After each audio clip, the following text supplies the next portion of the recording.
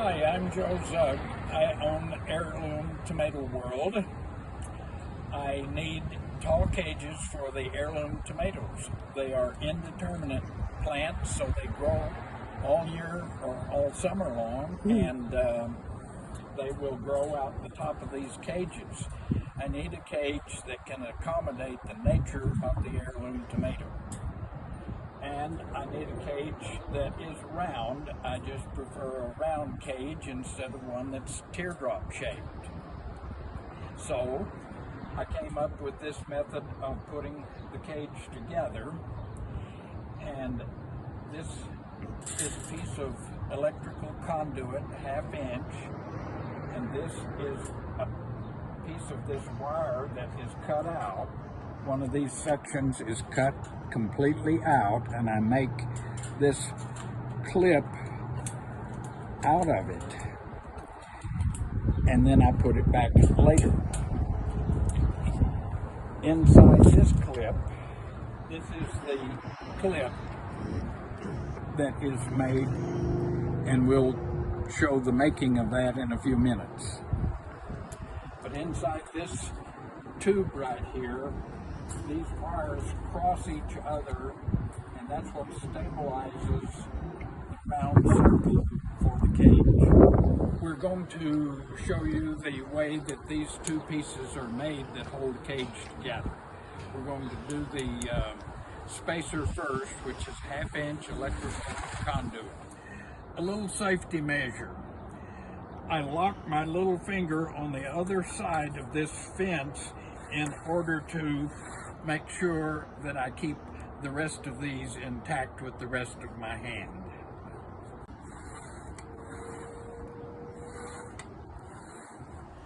Now, I've already taken this 10-foot long piece of electrical conduit and I've cut it in half because that makes it so much easier to work with here. So I have a 5-foot section of the electrical conduit, and I'm about to start cutting these, and you'll see how quickly they are made.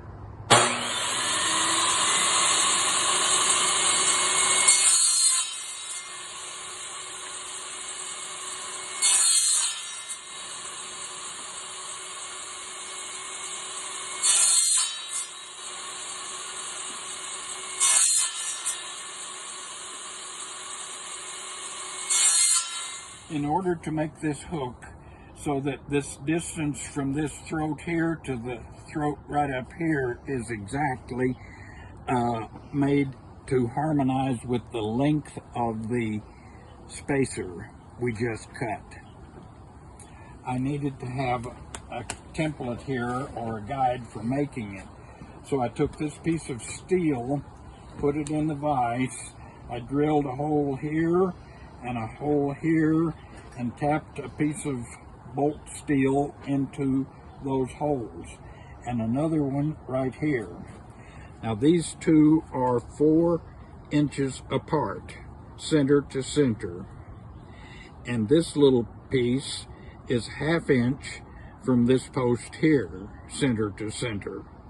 Now the reason for that is that when you take one of these pieces that have been cut out of the roll of wire, and we're about to show you that, you put that there and bend it around like this, and you make several of those in just a few minutes.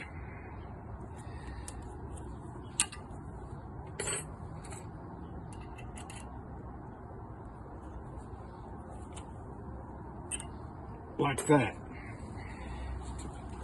And having made those, then they are placed like this in that position. You take channel lock pliers and grasp that and bend that, and you have your hook.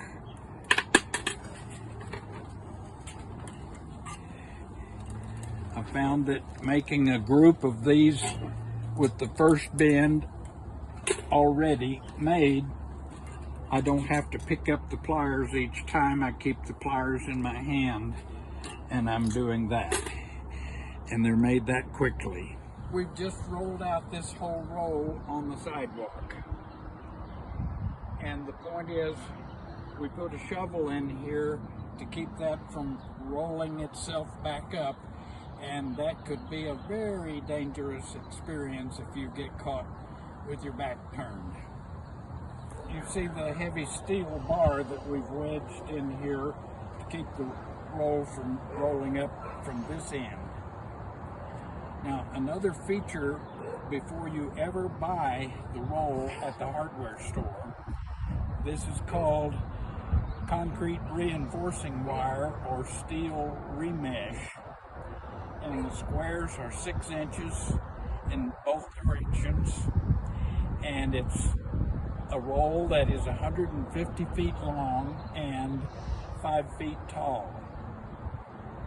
And you want to inspect the roll before you buy it, because sometimes those rolls are thrown around and they are damaged or bent, and they do not make good cages.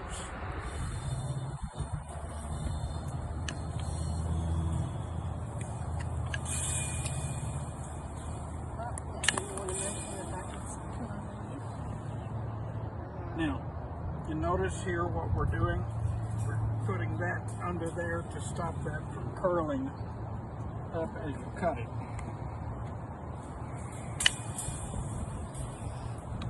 I wish I had had this video before I ever attempted doing this. You would never have begun. For that reason, I am grateful you did not have the video. I'm gonna cut it. Yep. Little trick: before you cut the last wire, you put your foot on that. Otherwise, you've got a spectacular roll-up taking place.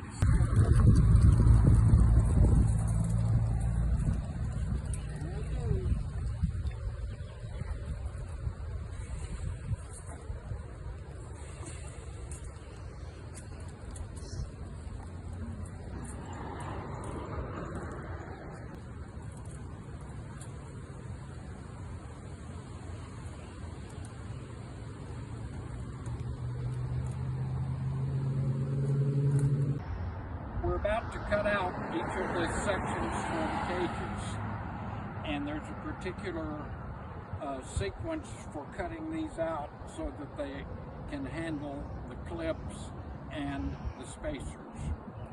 So we're going to count full sections: 1, 2, 3, 4, 5, 6, 7, 8, 9, 10, 11. So in cutting the 11th section, we're going to make the cage to have a 22-inch diameter when it's finished. And in cutting, we're going to cut this is the top of the cage, so we're going to cut this one in half. The next one we're going to cut out. The next one in half, and the next one out. And then, because of the nature of the length of these number of spaces here, we're going to have 2 in the middle that are side by side, and they're going to be cut in half. Then the next one is cut out, the next one in half, the next one out, and then the bottom of the cage is going to have obviously a spacer, and it will be cut in half. Now notice I had my foot over here on this, otherwise that entire roll would re-roll itself. So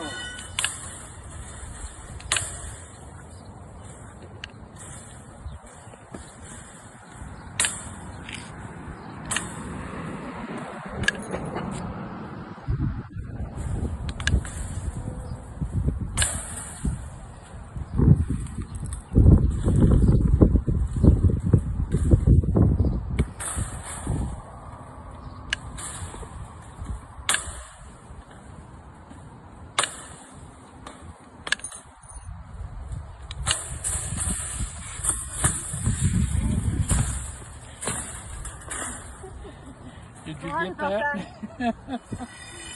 You might want to edit that one out. You okay? Yep, I got it. Got it.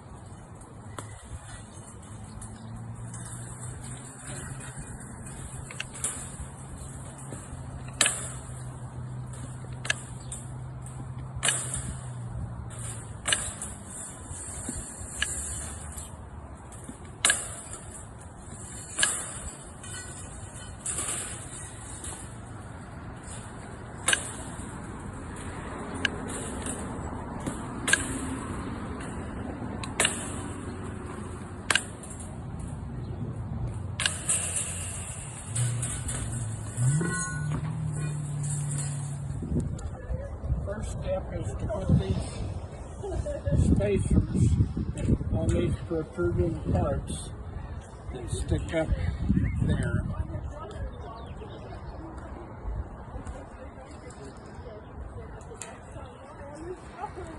And then I go around and I put the hooks below the cutout part.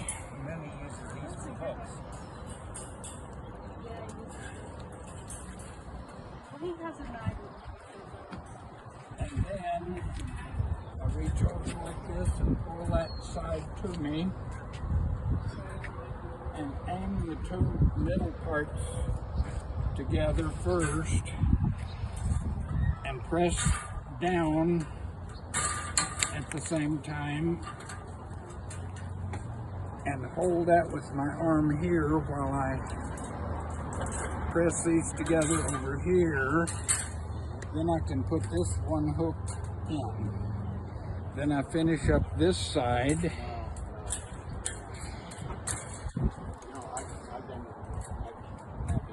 And then go to the other side.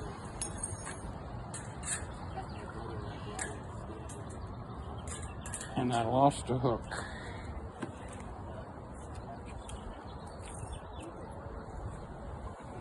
Up on 14 feet? Is that what you have? Not anymore? My son was, he left that day. I trained him. Dave is retired very strong. So you can see one person can do this by themselves. And we have a finished cage that's buttoned up, and it is perfectly round. Yep. So my son, Is putting the spacers on this side, Gage is putting the hooks on the other side. And now when we've got both of those together, we cooperatively aim that center part together, and she grips that. Then I finish up over here on this side and finish up on this side.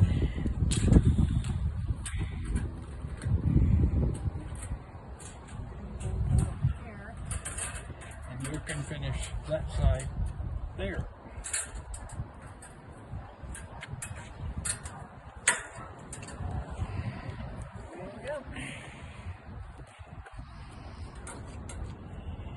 so Dave just tired of it. Go and do the country club.